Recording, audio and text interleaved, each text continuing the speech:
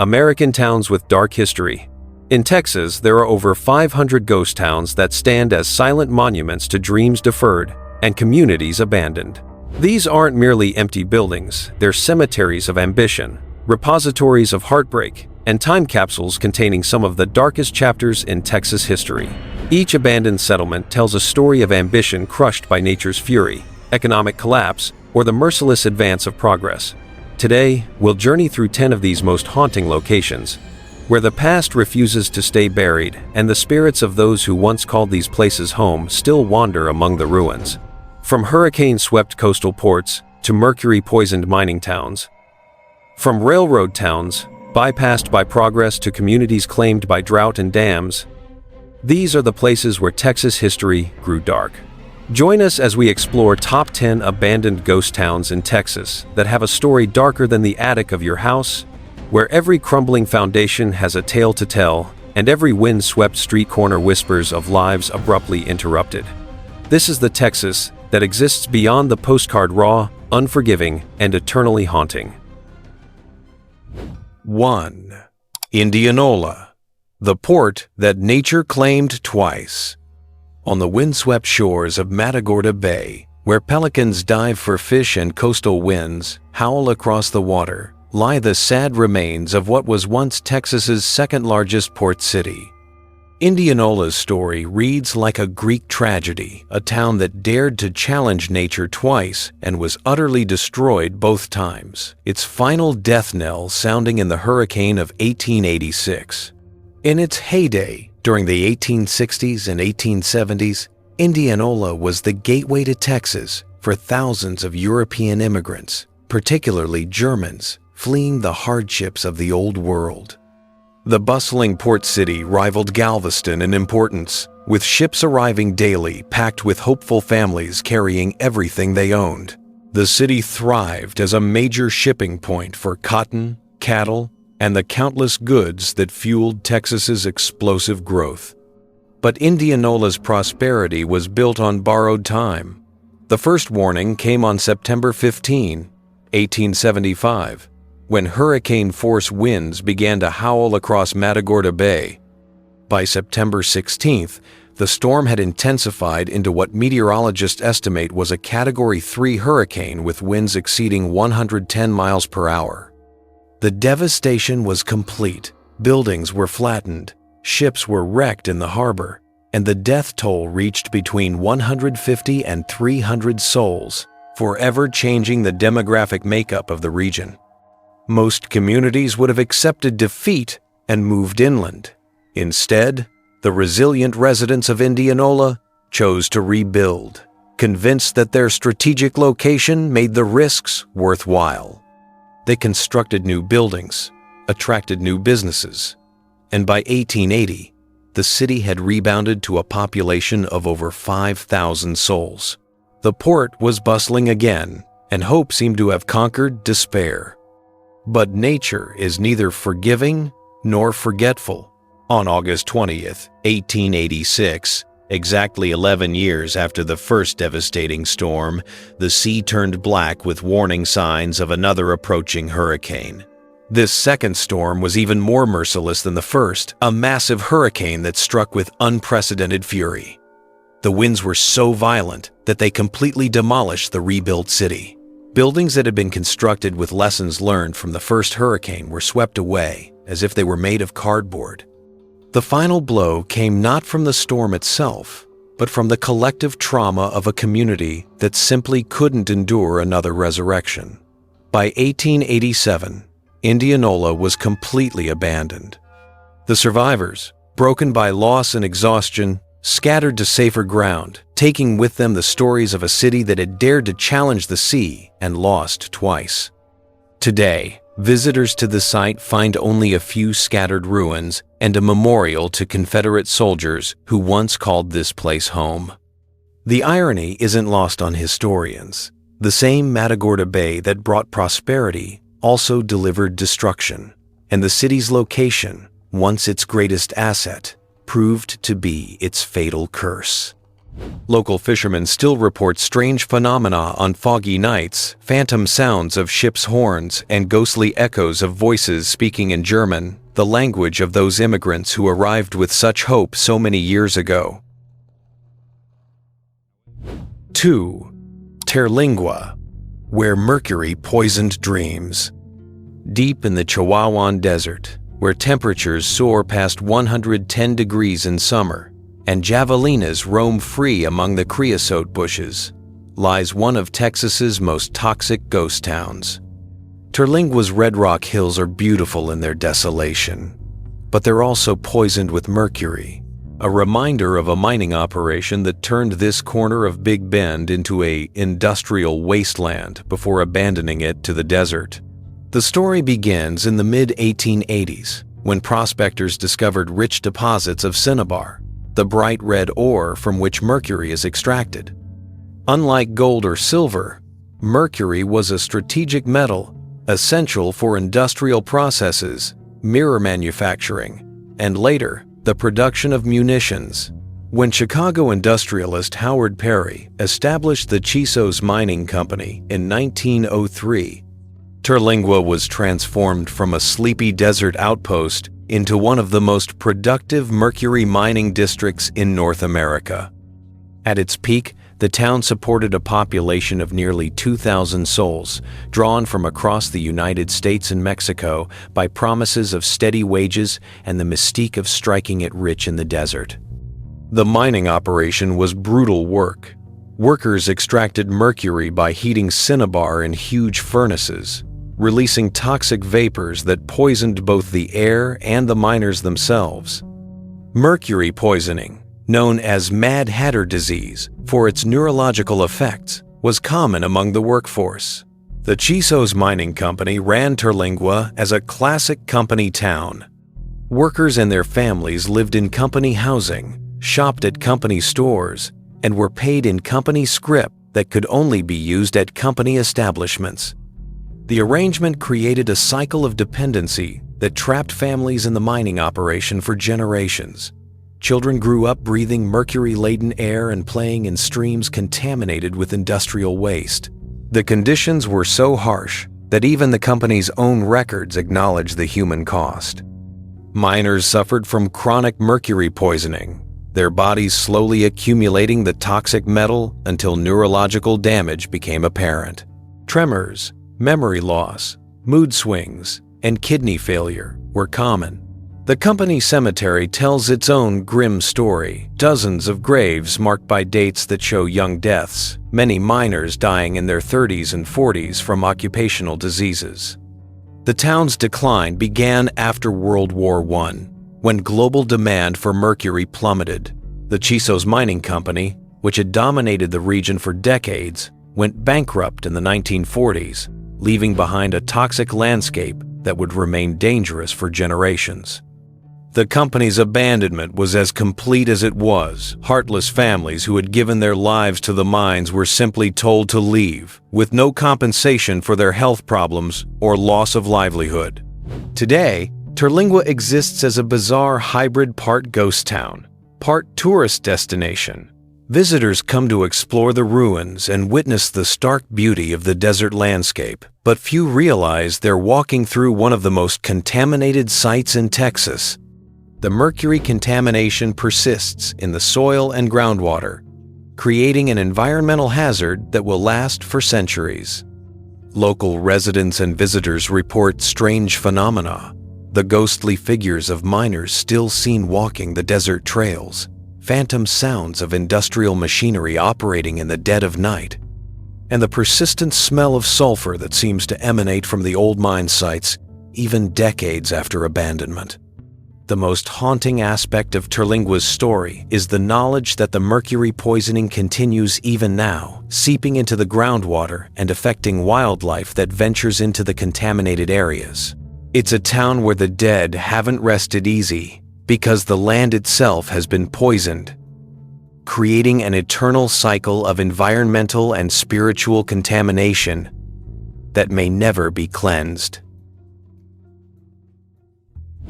3. Belle Plain, the county seat that never recovered. In the rolling hills of Callahan County, where cattle ranching dominates the landscape and mesquite trees dot the horizon, lie the scattered foundations of Belle Plain, a town that once held the power of county government, but lost everything when the railroad decided to bypass it for a more favorable location, 6 miles to the north. Founded in 1876, Belle Plain was born during the golden age of Texas frontier settlement, when land speculation and railroad expansion created dozens of boom towns virtually overnight. The community was ideally situated near natural springs and along major cattle trails, making it an obvious choice for county seat when Callahan County was organized in 1877. For nearly a decade, Belle Plain thrived as the political and commercial center of a vast rural county, its streets lined with businesses serving the surrounding agricultural and ranching communities. The town's brief moment of glory came during the early 1880s, when it boasted a college, multiple churches, hotels, general stores, and all the institutions necessary for a thriving county seat. The Belle Plain College, established in 1880, drew students from across West Texas and even from neighboring states. The community was so confident in its future that it constructed substantial brick buildings and invested in infrastructure that suggested permanence and prosperity. But in the cruel mathematics of railroad economics, location was everything, and Belle Plain's location suddenly became its fatal weakness. When the Texas and Pacific Railway surveyed routes through Callahan County in 1880, the company's engineers determined that a site 6 miles north, later named Baird, offered superior grades, better water sources, and more favorable land acquisition terms. The railroad's decision was coldly practical, but for Belle Plain, it was a death sentence delivered with bureaucratic precision. As news of the railroad's route selection spread, businesses began the slow migration to Baird. The general store moved first, followed by the hotels, and eventually even the college faculty decamped to the new railroad town. The final insult came when county government functions were transferred to Baird in 1883, leaving Belle Plain with nothing but its memories and a rapidly dwindling population. The town's death spiral accelerated when a severe drought struck the region in 1887, devastating the agricultural economy that had sustained Belle Plain's remaining residents. With no railroad connection and no economic base, the community simply evaporated. Families loaded their possessions into wagons and joined the great westward migration, leaving behind buildings that would slowly crumble under the Texas sun.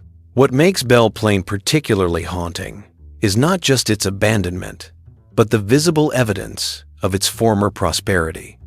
The stone foundations of the college still mark the site where hundreds of young people once pursued education. The cemetery, however, may be the most poignant feature. Dozens of headstones marking the graves of families who believed they were building a permanent community, only to discover that progress had no use for their dreams.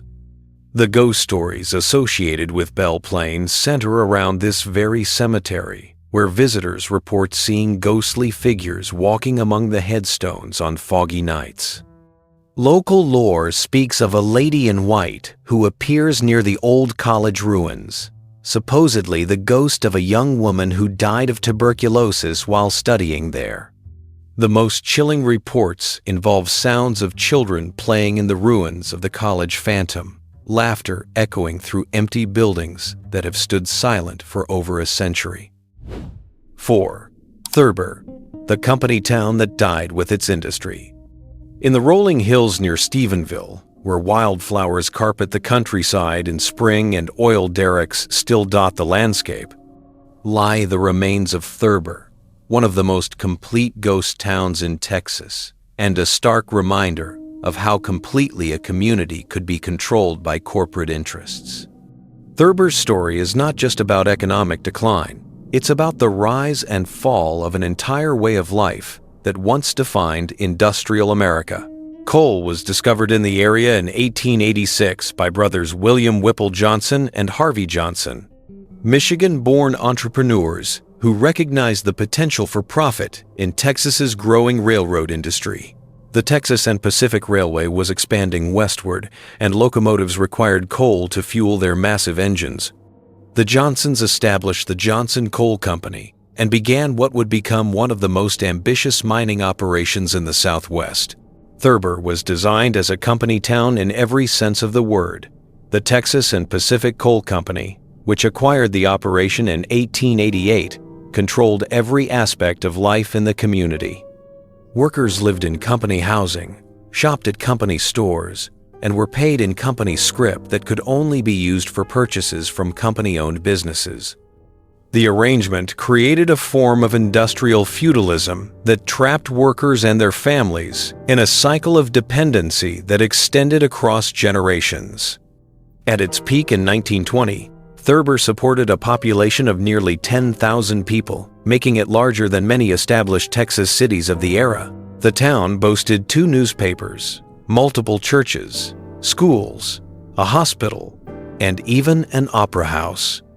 Italian immigrants, Mexican workers, Anglo-Americans, and African-Americans lived in separate but proximate neighborhoods, creating a complex social hierarchy that mirrored the mining industry's own stratified structure. The mining operation itself was dangerous work. Explosions, cave-ins, and equipment accidents were common occurrences in the coal mines that honeycombed the hills around Thurber. The company's safety record was poor even by the standards of the early 20th century, and the company cemetery tells the grim story of a generation of miners who paid with their lives for the coal that powered America's industrial expansion. But Thurber's greatest vulnerability lay not in its mines, but in its complete dependence on a single industry. When America's transportation system began shifting from coal-powered trains to oil-powered automobiles and trucks, the market for Thurber's coal collapsed almost overnight. The transition began slowly in the 1920s, but accelerated dramatically during the Great Depression when the railway industry contracted and alternative energy sources gained favor. By the early 1930s, the writing was on the wall. The Texas and Pacific Coal Company began shutting down operations, and the company's decision to abandon Thurber was as comprehensive as it was heartless. Workers were given minimal severance pay and told to find employment elsewhere. Families who had lived in company housing for generations were evicted with little notice, forced to abandon homes they had maintained and improved over decades of residence. The company's abandonment was so complete that it even removed the street signs and building numbers, as if trying to erase any evidence that Thurber had ever existed. The railway company that had built the town and controlled its fate simply walked away, leaving behind a community that had been entirely dependent on its industrial sponsor. Today, Thurber exists as an eerie time capsule of early industrial America. The company's store still stands, its shelves long empty, but its architecture intact. The company houses, while deteriorated, remain standing as monuments to the paternalistic relationship between capital and labor that once defined American industry. Most haunting of all is the company cemetery, where dozens of headstones mark the graves of miners and their families, people who literally gave their lives to the coal that made Thurber prosperous. Local ghost stories focus on the spirits of miners who died in industrial accidents, their ghostly forms still seen walking the old railroad tracks that once brought coal to waiting trains. The most persistent reports involve the sound of industrial machinery operating in the dead of night, the phantom rumble of coal cars, and the hiss of steam engines in a town that has been silent for over 80 years. 5. Lobo, when water became gold and then vanished. In the harsh beauty of West Texas, where the land stretches endlessly under an unforgiving sun and water is more precious than oil, lies Lobo, a modern ghost town whose death was as swift as it was preventable. Unlike the historical ghost towns whose decline took decades, Lobo's abandonment happened almost overnight, a casualty of the complex economics of modern agriculture and the cruel arithmetic of water scarcity. Lobo began, as most West Texas communities did, as a watering stop for railroad trains and a collection point for surrounding cattle ranches. For most of the 20th century, it supported a modest population of around 100 residents. Its economy based on cattle ranching and cotton farming, irrigated by water drawn from the Ogallala Aquifer. The town was typical of rural West Texas communities: simple houses, a general store, a church, and the kind of close-knit social structure that developed in isolated frontier settlements. The transformation began in the 1970s when developers realized that the town's location and water rights could support a much larger agricultural operation. The community was purchased by John Christ, a businessman who envisioned Lobo as a modern agricultural center utilizing the latest irrigation technology. Christ invested heavily in sophisticated irrigation systems and expanded the town's agricultural operations to include extensive cotton farming. For a brief period in the late 1970s and early 1980s, Lobo experienced a renaissance. New families moved to town, businesses expanded, and the population grew to its highest levels in decades. The general store was expanded and modernized, new houses were built, and the community seemed poised for a new era of prosperity. Even the town's old swimming pool was renovated and reopened, a symbol of the renewed optimism that gripped the community. But the Renaissance was built on an unsustainable foundation. The advanced irrigation systems that made modern agriculture possible required massive amounts of electricity to operate, and as energy costs soared during the 1980s, the economics of Lobo's agricultural operations began to unravel. The cost of pumping water from the Ogallala Aquifer rose so dramatically that farming operations became unprofitable. The general store, which had become a focal point for the renewed community, became the epicenter of Lobo's final crisis. As economic conditions deteriorated, the store began selling alcohol, which attracted a transient population and led to increased crime in the isolated community. The situation escalated in the 1970s when the store was destroyed by fire, an event that many residents saw as the beginning of the end for their community. By the early 1990s, the combination of high energy costs, declining agricultural profits, and social problems had created an exodus from Lobo. The final blow came in 1991 when John Christ, overwhelmed by personal problems and unable to find a viable business model for the community, simply abandoned his efforts to save Lobo.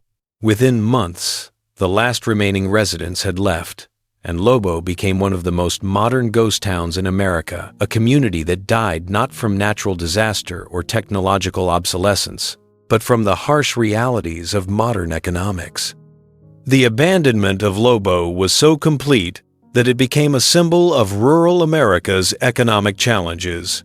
The town's buildings were left intact but empty, creating a bizarre tableau of modern life suddenly frozen in time. Even the town's swimming pool remained filled with water, creating a haunting image of a community in suspended animation. What makes Lobo particularly poignant is its proximity to modern Texas. Unlike historical ghost towns that died decades ago, Lobo's abandonment is recent enough that some of its former residents are still alive.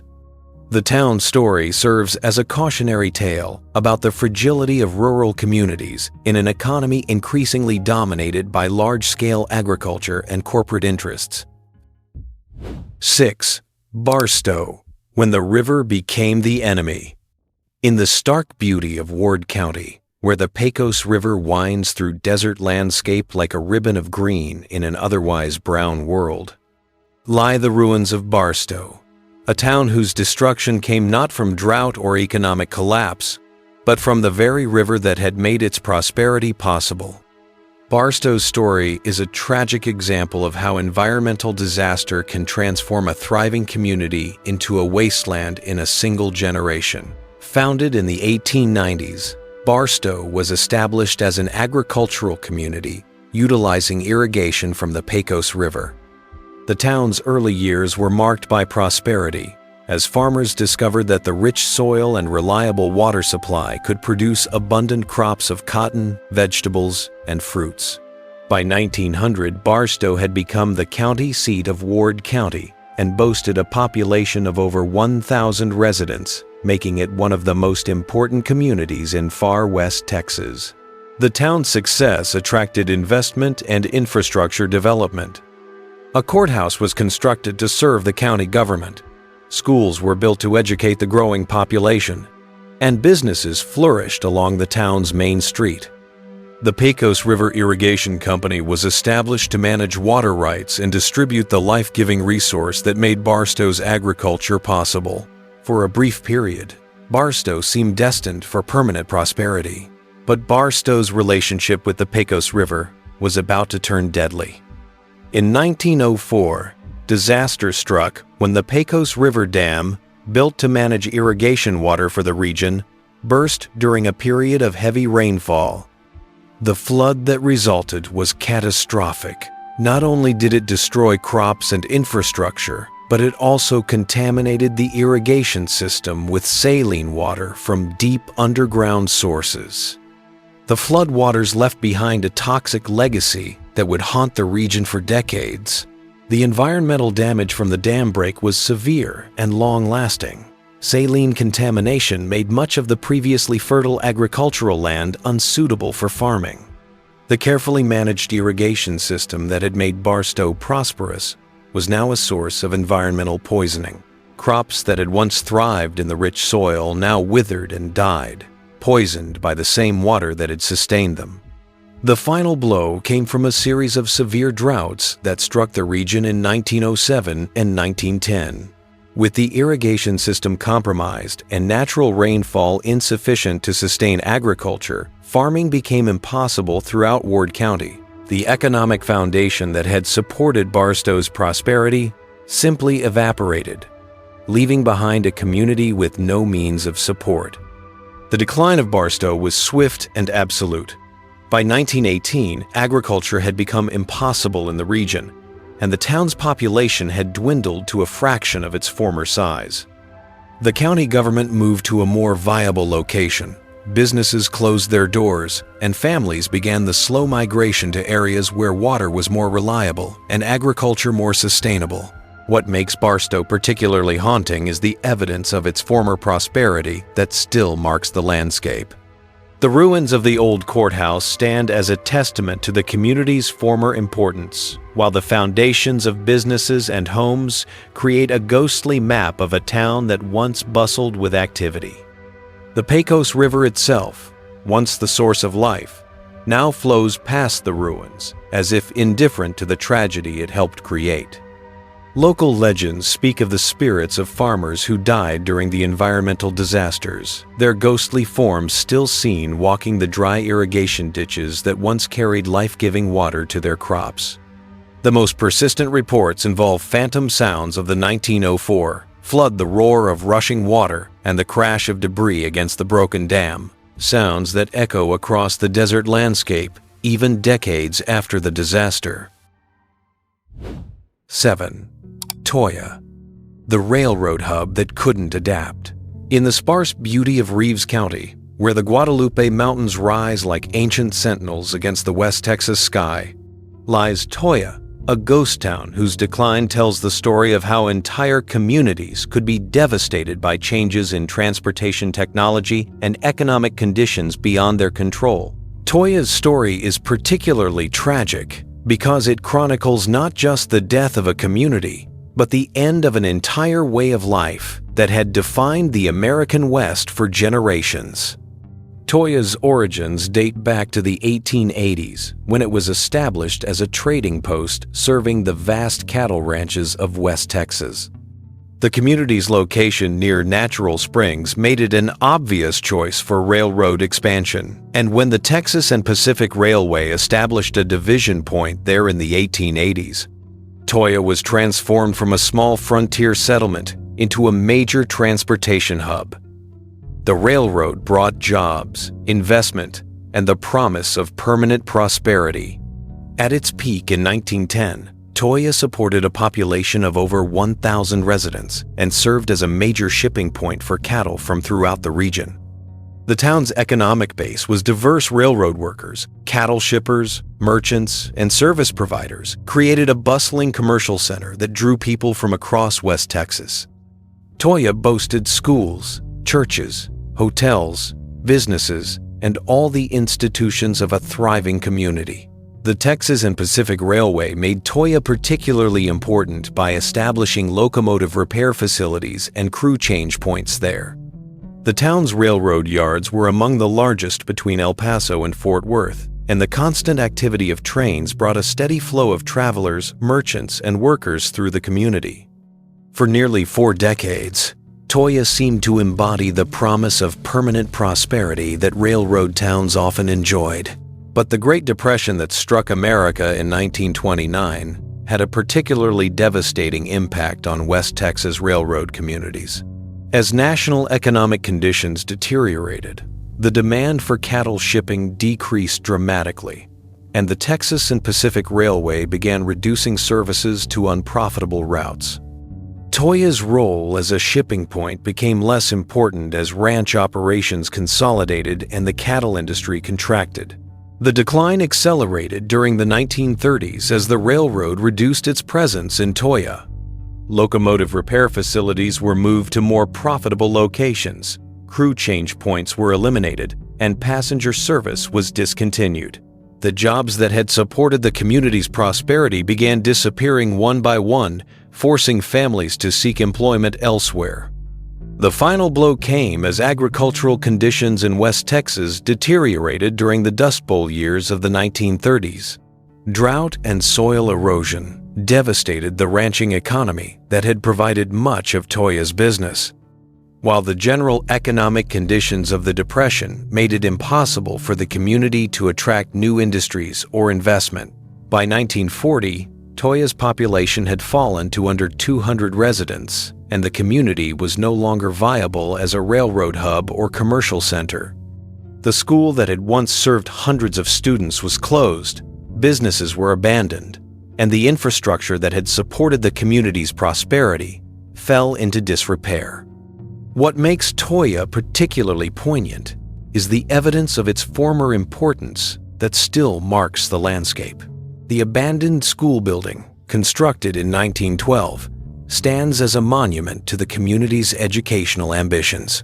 The foundations of businesses and homes create a ghostly map of a town that once bustled with activity. Most haunting of all is the railroad grade that still runs through the community, a reminder of the transportation system that made Toyah prosperous and its eventual obsolescence in the face of changing economic conditions. Local ghost stories focus on the spirits of railroad workers who died in industrial accidents, their ghostly forms still seen walking the abandoned railroad tracks that once carried hope and prosperity to the community. The most persistent reports involve the sound of trains in the distance, the phantom whistle of locomotives that no longer run, and the rumble of freight cars that will never again pass through Toyah's empty streets. 8. Old Bluffton, the town that died twice. In the clear waters of Lake Buchanan, where recreational boats now glide over what was once Main Street, lies one of Texas's most unusual ghost towns. Old Bluffton is unique among abandoned communities because it didn't die from economic decline or natural disaster. It was deliberately flooded when the Buchanan Dam was completed in 1937, creating a reservoir that would provide hydroelectric power and water for central Texas. But Old Bluffton's story didn't end with its submersion. Instead, it became a ghost town that periodically rises from the dead during severe droughts, revealing its tragic past to amazed onlookers. The original Bluffton was established in the 1850s as one of the first towns in the Texas Hill Country, predating Austin itself by nearly 2 decades. The community was strategically located near the Colorado River and served as an important stopping point for travelers moving between the coast and the interior of Texas. The town developed into a commercial center for the surrounding agricultural region and supported a population of several hundred residents by the 1870s. Bluffton's prosperity was based on its location at the edge of the Texas frontier. The community served as a supply point for settlers moving westward, a market for agricultural products from surrounding farms, and a social center for the scattered population of the hill country. The town's success attracted investment in infrastructure stores, hotels, schools, and churches, created a thriving frontier community that seemed destined for permanent growth.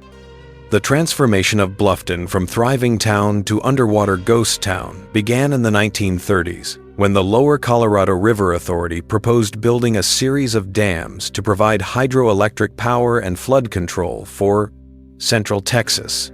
The Buchanan Dam project required flooding the valley where Bluffton was located, creating Lake Buchanan, one of the largest reservoirs in Texas.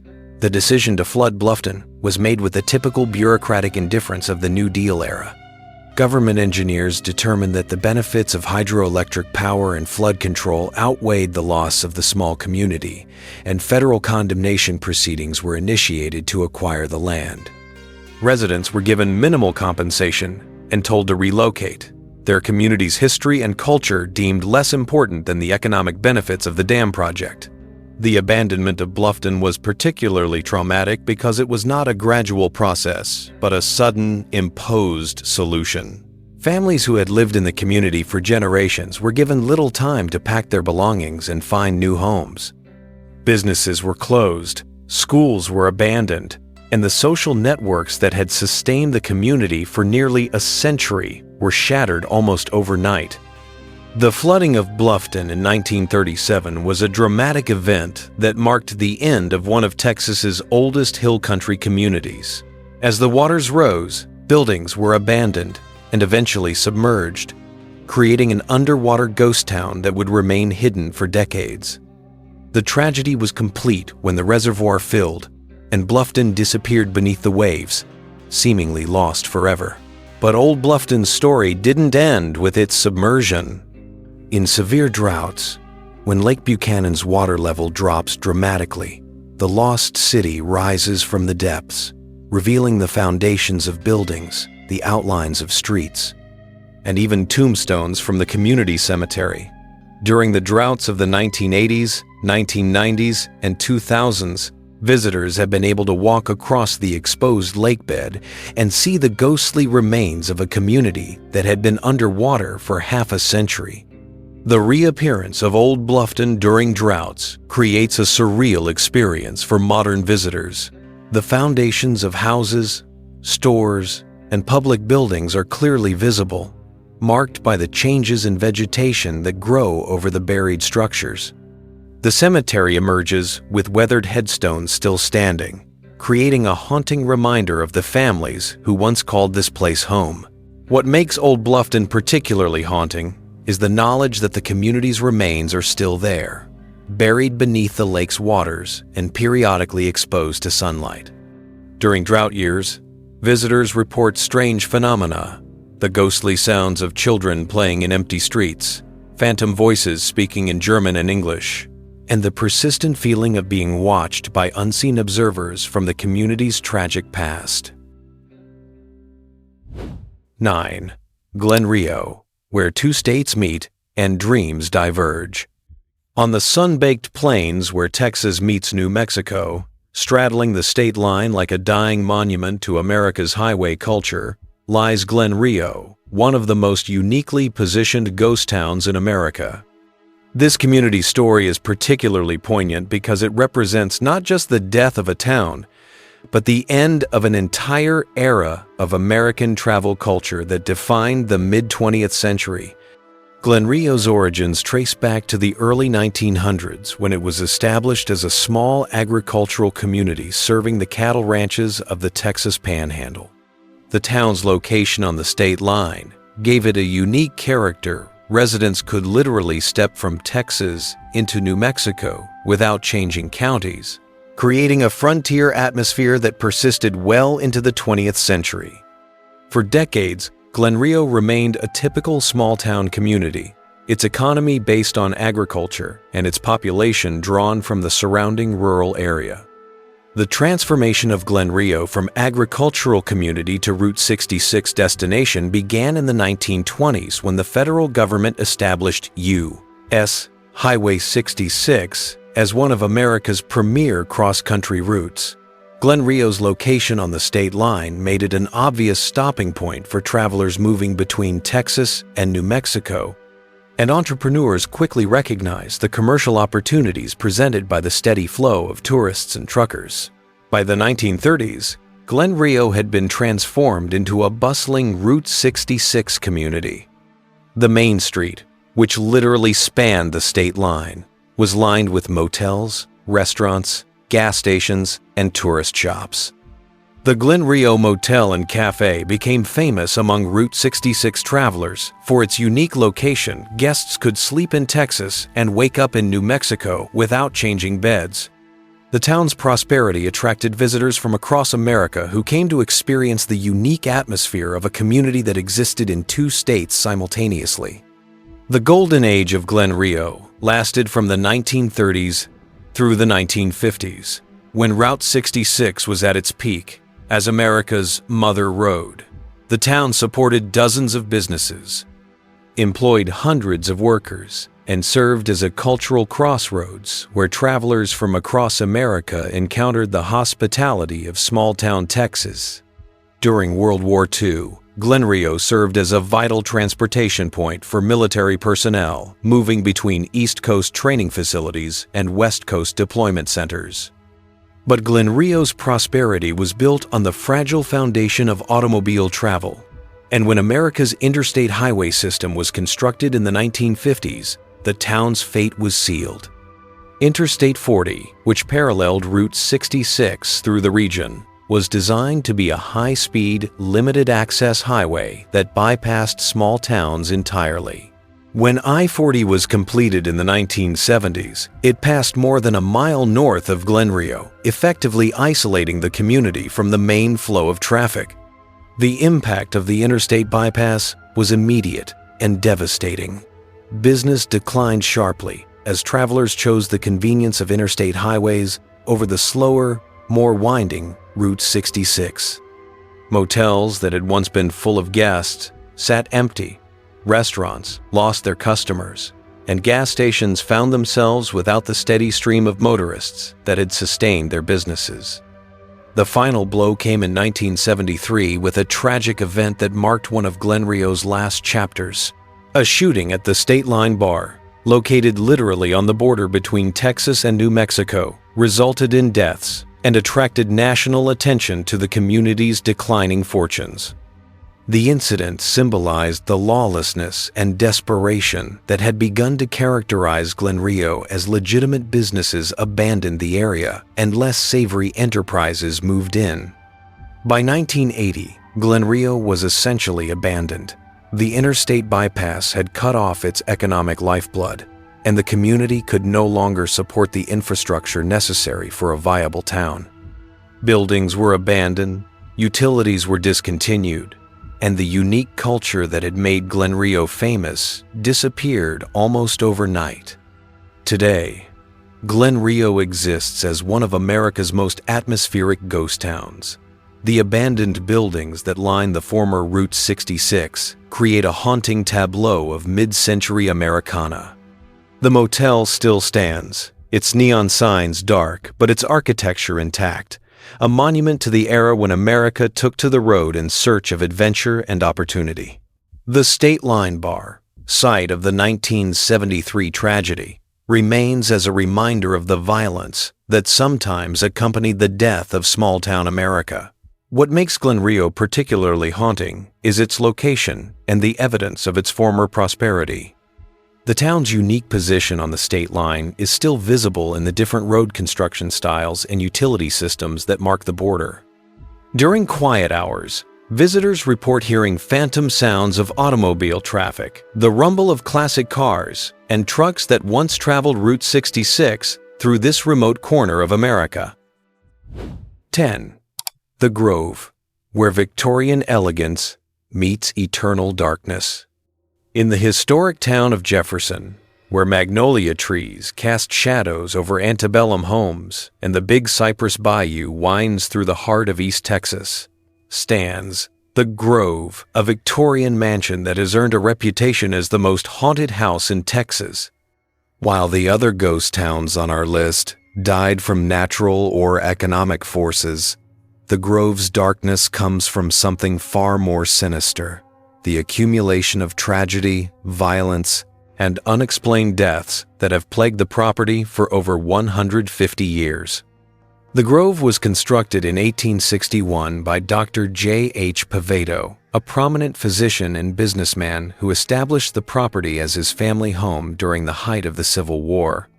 The house was built in the Italianate Victorian style, popular among wealthy Southern families of the era, and featured the kind of elegant architecture that suggested permanent prosperity and social standing.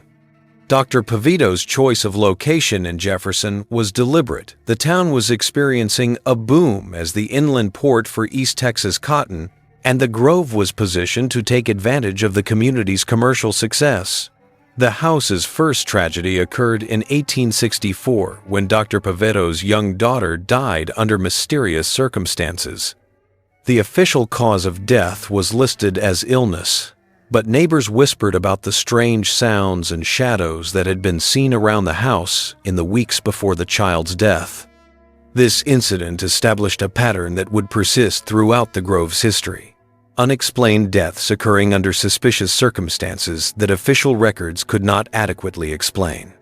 Following the Civil War, the Grove passed through several owners, each adding their own chapter to the house's dark history. In the 1870s, the property was owned by a family whose patriarch died in a hunting accident under circumstances that some neighbors found suspicious. The 1880s brought a series of unexplained deaths that local authorities could not solve, creating an atmosphere of fear and suspicion around the property. The house's reputation for being haunted solidified in the early 20th century when it was purchased by Louise Young, an elderly spinster who lived alone in the large Victorian mansion. Miss Young, as she was known locally, was a reclusive figure who rarely ventured from her property and was rumored to practice occult activities. Her death in 1928 marked the beginning of the most intense paranormal activity reported at the Grove. Following Miss Young's death, the property changed hands several times, but each new owner reported similar phenomena: mysterious sounds, moving objects, apparitions of a woman in white, and an overall atmosphere of malevolent presence that seemed to intensify after dark. The Grove gained national attention when paranormal investigators began documenting the supernatural activity, and the house was featured on several television programs dedicated to ghost hunting. The most commonly reported phenomena at the Grove include the appearance of a lady in white who is seen walking through the house and on the property, particularly in the hours around midnight. Witnesses describe her as a young woman in Victorian dress who seems to be searching for something or someone, moving through the rooms with a look of desperate urgency. The ghost is often accompanied by the sound of footsteps that follow visitors through the house and the feeling of being watched by unseen observers. Other phenomena reported at the Grove include moving objects, particularly doors that open and close without explanation, lights that turn on and off by themselves, and temperature drops that occur suddenly and without apparent cause. Visitors frequently report feeling dizzy or nauseous while in the house, and some claim to have seen objects move across rooms on their own. The most disturbing reports involve the sounds of children playing in empty rooms and the persistent smell of roses that fills certain areas of the house. The children's laughter is particularly haunting because it suggests the presence of innocent spirits who may have died under tragic circumstances. The rose scent is associated with Miss Young, who was known to have cultivated an elaborate rose garden around the property. What makes the Grove particularly disturbing is the pattern of violence and tragedy that seems to have accumulated around the property over more than 150 years. Each generation of owners has reported similar phenomena, suggesting that whatever force inhabits the house has grown stronger over time. The property's location in Jefferson, itself known as one of the most haunted towns in Texas, adds to the supernatural atmosphere that surrounds the grove. Local legends speak of the house being built on an ancient Native American burial ground, which would explain the persistent paranormal activity and the sense of malevolent presence that visitors report. Other theories suggest that the house's dark history has created a psychic imprint that continues to attract supernatural phenomena. Regardless of the explanation, the Grove's reputation as the most haunted house in Texas remains firmly established, with documented paranormal activity that has defied explanation by conventional means. As we conclude our journey through these 10 haunted corners of Texas, we're left with a profound understanding of how the state's remarkable history has been marked by equal measures of triumph and tragedy. These ghost towns, Indianola, Terlingua, Belle Plain, Thurber, Lobo, Barstow, Toyah, Old Bluffton, Glenrio, and the Grove, represent more than just abandoned buildings and empty streets. They are repositories of human dreams, industrial ambition, and the sometimes cruel forces of nature and progress that have shaped Texas history. Each of these communities tells a story that is uniquely Texan, yet universally human. From Indianola's tragic battles against the forces of nature to Terlingua's industrial poisoned landscape, from Thurber's corporate-controlled existence to Lobo's modern economic collapse, these towns represent different ways that American communities have risen and fallen. They are reminders that prosperity is never guaranteed, that progress can be as destructive as it is beneficial, and that the human cost of economic and technological change is often paid by those least able to afford it. The supernatural phenomena reported at these locations, the ghostly figures, unexplained sounds, and persistent feelings of otherworldly presence, may be more than just folklore. They could represent the psychic imprint left by communities that died suddenly or traumatically, their final moments frozen in time and space. When entire populations are displaced by economic forces beyond their control, when families are forced to abandon generations of investment and memory, the trauma may create spiritual disturbances that persist long after the human inhabitants have gone. These ghost towns also serve as warnings about the fragility of community and the importance of preserving historical memory. Each abandoned building represents someone's home, someone's dream, someone's investment in the future. When we visit these places, we're not just exploring ruins, we're connecting with the spirits of those who came before us and acknowledging the human cost of the progress that has made modern Texas possible. As Texas continues to grow and change, these ghost towns serve as important reminders of the communities that were left behind. They represent the price of progress and the resilience of the human spirit in the face of seemingly insurmountable challenges. Whether their hauntings are real or imagined, the stories of these abandoned places deserve to be remembered and honored. In the end, these 10 ghost towns are more than tourist attractions or curiosities. They are monuments to the complexity of American history, the persistence of human dreams, and the enduring power of place to hold memory and meaning across generations. Their dark histories may disturb us, but they also connect us to the larger story of Texas and America, reminding us that every community has a soul, and every soul deserves to be remembered. The wind still blows through the empty streets of these forgotten places, carrying with it the echoes of laughter, the sounds of children playing, and the whispered conversations of those who once called these towns home. In the silence between the sounds, we can hear the true message of Texas ghost towns, not just about death and abandonment, but about the enduring power of human hope and the eternal struggle to build something lasting in an uncertain world. These are the places where Texas history grew dark, but in that darkness, we find not just sadness, but also a deeper understanding of what it means to be human in a world that is always changing, always challenging us to adapt or perish. The spirits that haunt these towns may never rest easy, but their stories ensure that they will never be forgotten.